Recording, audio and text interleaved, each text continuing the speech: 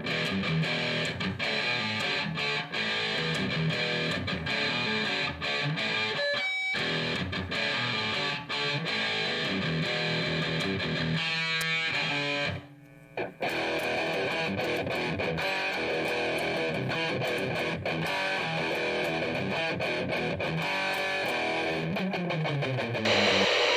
it's me, Shane, Gemini Garage, and today we are going to go over the talkback circuits in these radios here. Some of these export radios, the older ones, they don't have a separate adjustment for the talkback. Once you turn the echo on, the talkback's on, and if you have the mic gain turned up very much or the volume turned up, just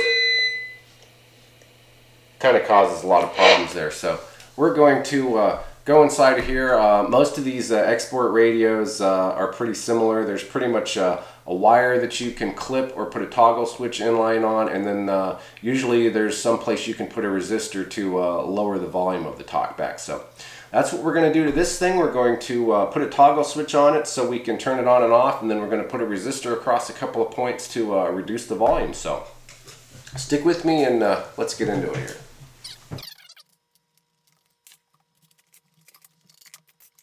Alright, now there's a couple of ways to approach this. You really need to take off both covers at one time or another. So what I'm going to go ahead and do is take off the speaker side here, and then I'm going to show you what we need to do in there. This is going to be the part where you, most of these radios, even the really old ones from like the early to mid 90s, most of these radios with the talkback circuit is made in a way where there's a wire that you clip to turn it on and off or put a toggle switch in there, and then on the other side of the board there's a place where you solder in a resistor to raise or lower the volume a little bit. So with that in mind, this is for the EPT004410Z board, and let's get to it.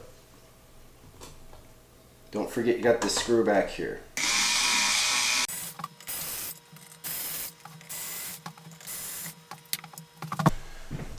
Okay, this particular radio here, let's just go ahead and remove our speaker.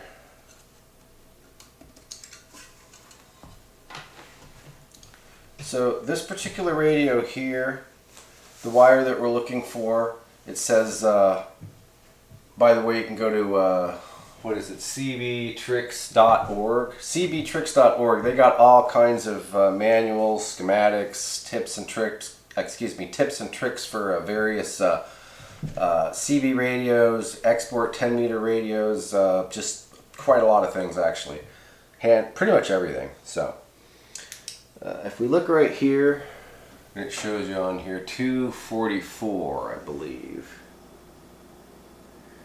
And that wire goes to the bottom of this board here. So this is the wire here, this green wire here, that goes to resistor 244. So when you look at this on an electrical diagram or a schematic of some kind or some type of instructions online, what it will tell you is it will tell you the wire and what resistor it's going to, because the wire could be maybe a different color, the wire could be maybe going to a different resistor depending on what model or what year it is, so it'll tell you what resistor the wire is going to. This one here, resistor 244, it's right here, it's just right under the edge of the echo board. You can see this is the front of the radio here as you're looking at it. So it's going to be this wire right here. You're going to trim this wire or cut this wire. You're going to cut this wire right here, and then you're going to put either a toggle switch in line, or you're just going to cap it off and you won't have any talkback at all. That's our wire right there. We're going to just trim it right in the middle here.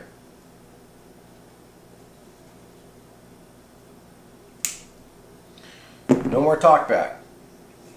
Cap it off, and you can turn your echo on, and you don't have to worry about your talkback.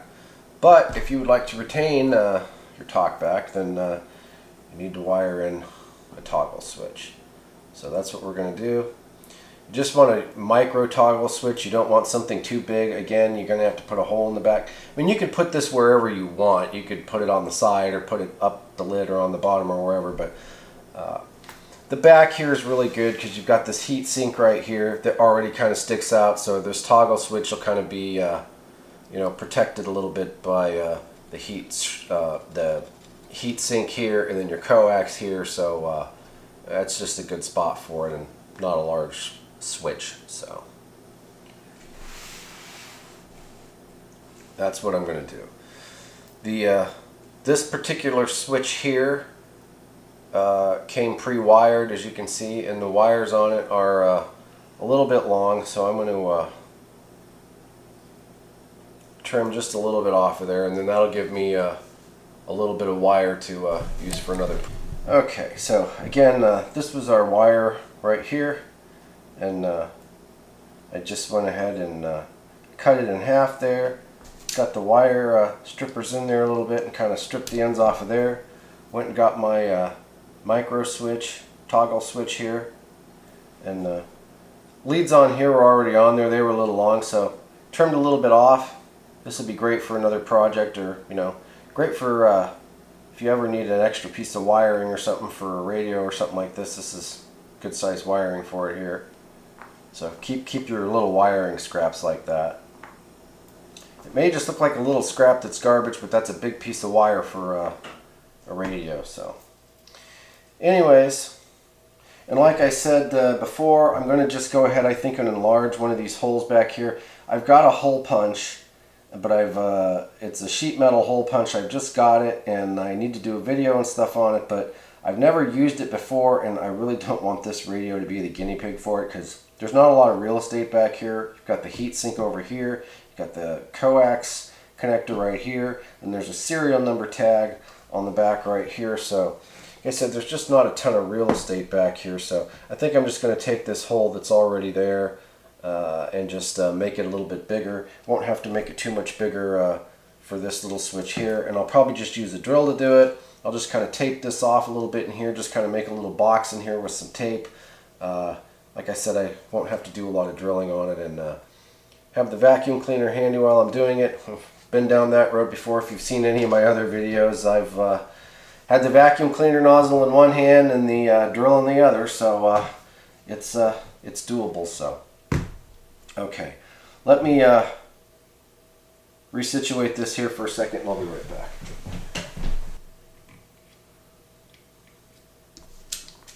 I'm just going to strip a little bit more off of this one here.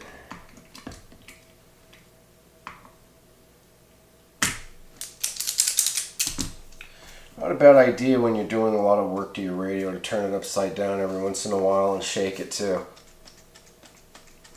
Because guaranteed something will probably fall out. Alright, so I may have mentioned earlier, I'm kind of trying to decide whether just to put some shrink wrap on these and twist these wires together or to solder them. There's really no sense of soldering on there. This tubing is the adhesive line stuff. There isn't going to be any air or anything that gets through there, and it's as I've stated before, sometimes if you don't have to do a lot of extra soldering or this and that on some of this, it's best not to. This is something that's in the radio, so I'm going to have to kind of, you know, cover it up in here a little bit if I was going to solder these. It's not, like I said, it's not a big deal, but I just think for the toggle switch, just for this circuit here, I think twisting the wires together and heating the shrink wrap around, I think will be more than adequate. So the question now is, should I go ahead and wire in the switch, or should I drill a hole in the back? Okay, so what I'm going to do is I'm just going to zoom in here. I'm going to show you what I'm going to do real quick with this tape.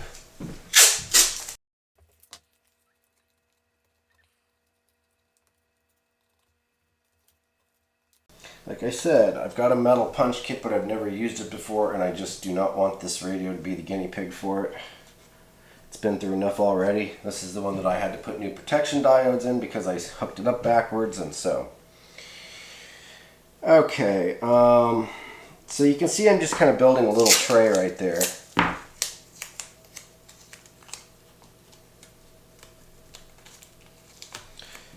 something like this green masking tape, painter's tape, the blue stuff, or the frog tape, whatever. Something like this works pretty good for stuff like this. So you can see I've kind of got that there. Now I'm just going to kind of take the sticky side here and just sort of put it over here. That way if any chips get out or get over here, they'll kind of be on that there. Anyways, you get what I'm doing here.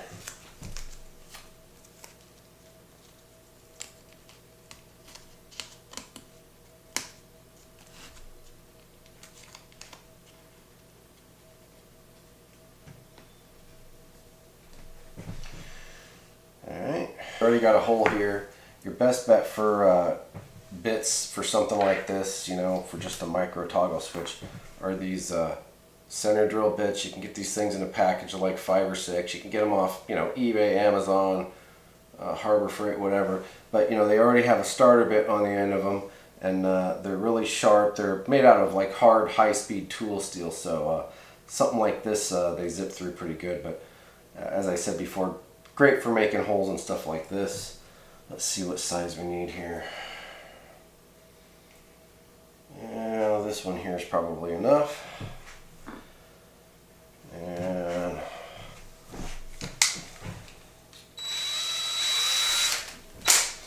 okay, well, it's going to have to be this hole. That wasn't going to be the one I was going to use, but it'll work. So it's going to be this one here.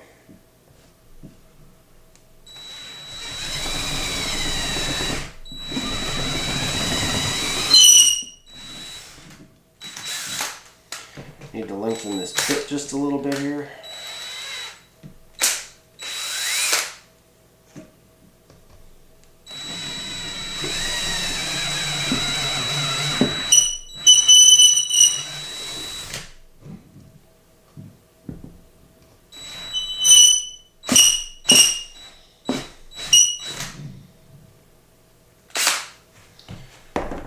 Okay.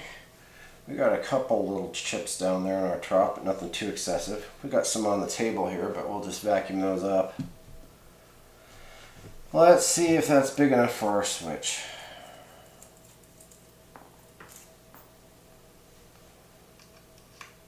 Yep, that's a winner. That'll work just great. And we didn't cut through this one over here. It was pretty damn close, but we need to clean this hole up a little bit there. But okay, we need to perform a little bit of cleanup here.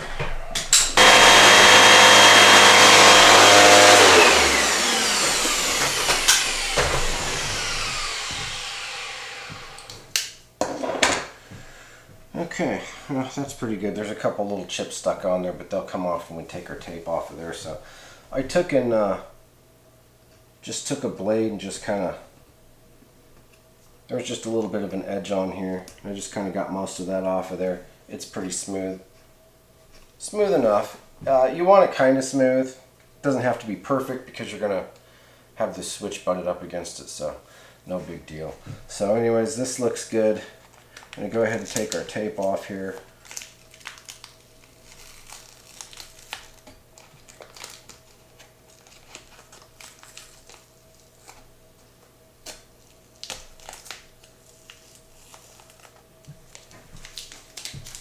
Alright.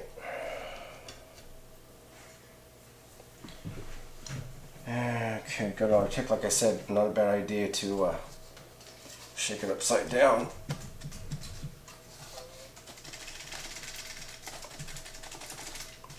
Sometimes you'll get stuff out of there that you didn't even put in there. Again, this is just a basic toggle switch here, your on-off toggle switch here. I'm going to go ahead and, there's a series of like nuts and the washers and the on-off and all that kind of stuff on here. Okay, so we've got our toggle switch here. And I'm going to go ahead and feed this through here.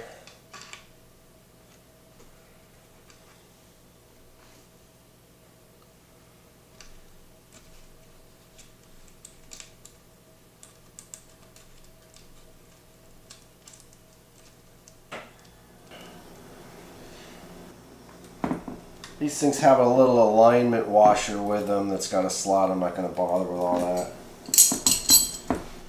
There you go, right there. That will turn your talkback off and on. And like I said, all these radios use a wire that you cut. It depends on which wire it is. There's a couple different wires. One's J35, I believe, and one's J15. Let me see if I can look that. Okay, so again, this wire here was going to resistor 244. And you can disconnect the wire located in J15, which is, I believe, what's on the other side of this board here.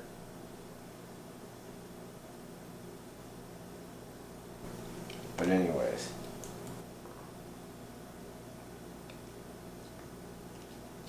Guess you should put your shrink tubing on first. Can't tell you how many times I've done that. Okay. Got both of our wires right there. I'm going to grab a lighter here.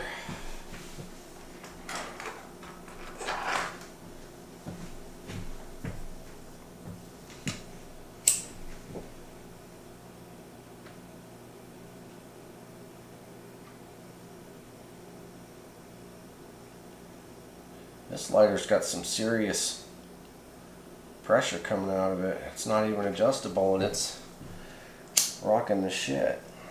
It's a hot mama.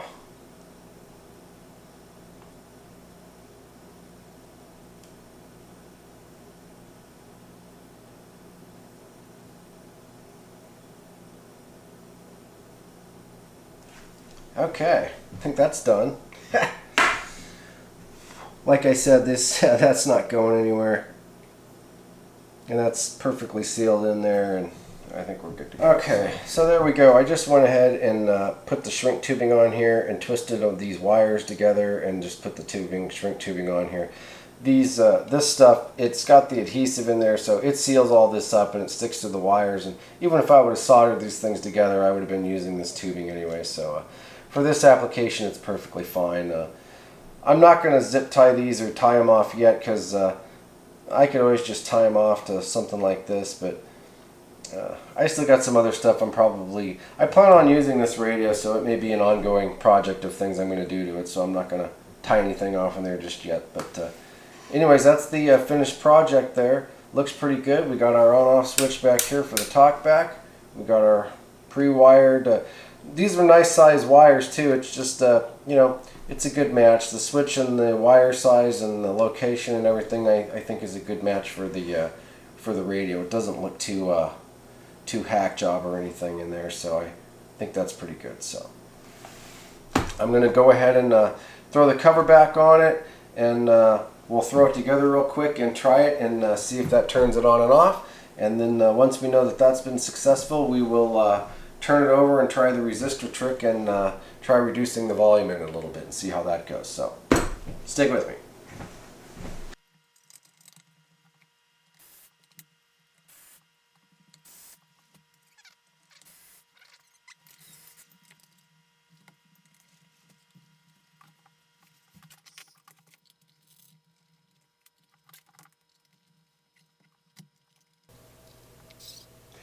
Alright, well, see if this helps our situation any here, if we can turn it on and off. 1, 2, check, check. Audio talkback on. Talkback on. Switches in the up position. Push it down, and there we go. Okay, so talkback on, talkback off. So there you go. At least if you have everything set where you want it and you don't need that on, at least you can turn the talkback off and on now. So great big help. That in itself is just a massive help. You can kind of dial it in a little and then turn it off. Like I said before, you don't turn these things off, and you just if you have your mic gain up at all and your volume up at all, they just get really squealy. Audio check, check. Check, check, audio. Yeah, you can't even have the mic gain up and do that. So 1, 2, check, check. Yeah, you don't want to do that. So. Okay, well there you go. That's how you add a toggle switch to your talkback circuit on your DX99V with the EPT004410Z board. And like I said, pretty much all of them are similar. They've all got a wire pretty much that goes from the board to a resistor, and you just clip that wire and cap it off, or put a toggle switch in line, and you're good to go. So now what we're going to do is we're going to do part 2 of the video, which is where we are going to attempt to put a resistor across a couple of spots on the other side of the board and adjust the volume on it a little bit. So to do that, we're going to have to take the top cover off. So I'm going to go ahead and get ready to do that. So stick with me.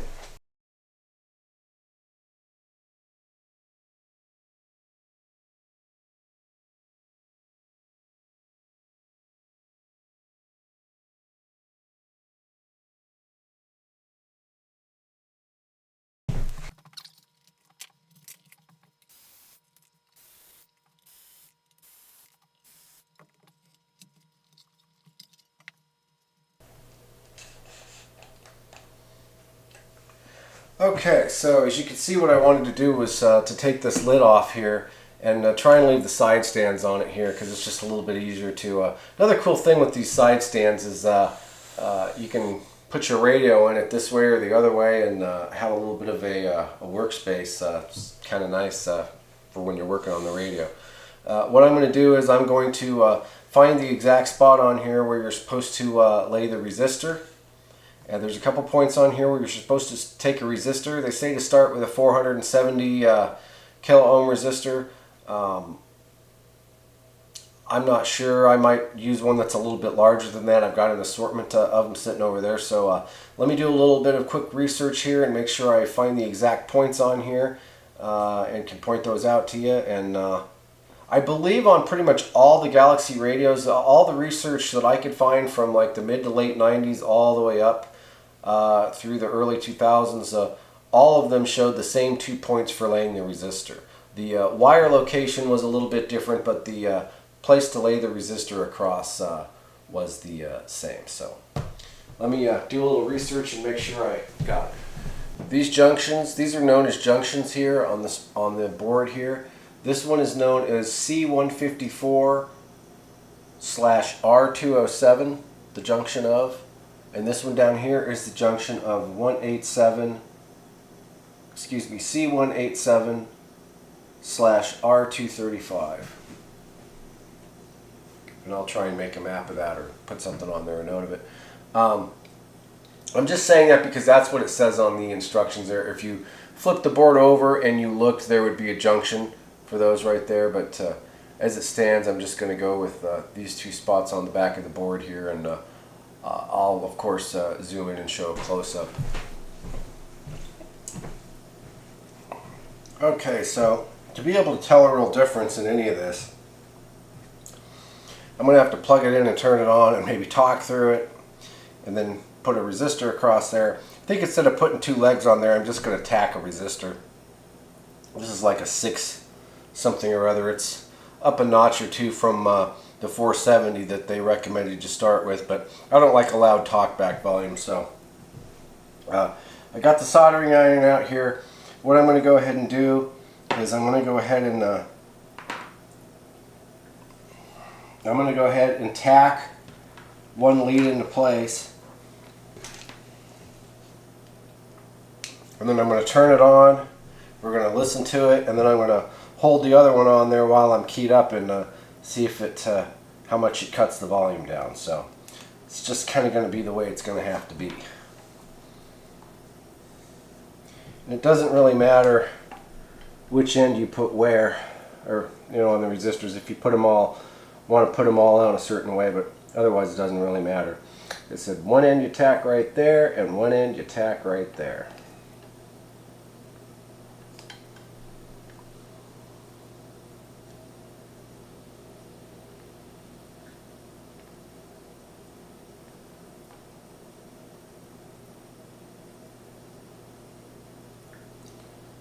Okay.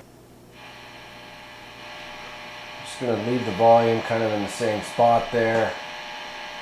I got the mic gain at noon, the echo at about 11 o'clock, and okay.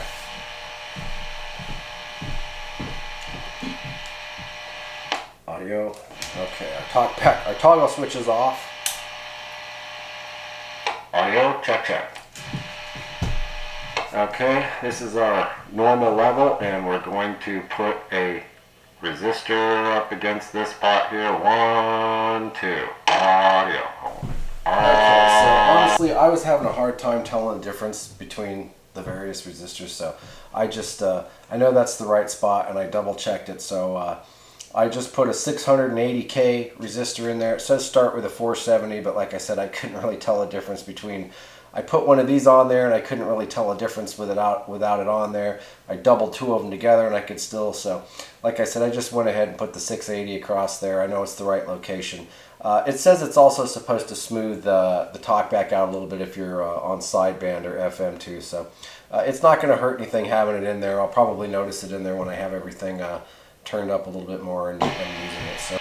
So this is what I ended up with here. 1, 2. Check, check, audio. 1, 1, 2. 3, 4, check, check. Talk back. 1, 2, 1, 2. And then we got our toggle switch there. So definitely better than it was before, and good to go. Good enough. So all right, let me clean this mess up a little bit here. And there's our resistor right there.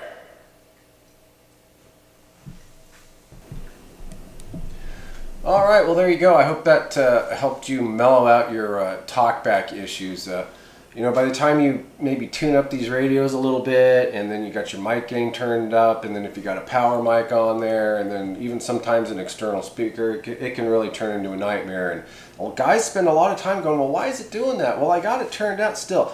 You have all this stuff in close proximity. You know, it's really easy to get some kind of a squeal going. So I just went ahead, like I said, I couldn't tell a real big difference in changing those resistors, so I just put a 680K one across that spot there. Put just a tiny little bit of shrink wrap underneath it just to make sure that if it ever got pushed down on the board, it wouldn't, you know, touch anything.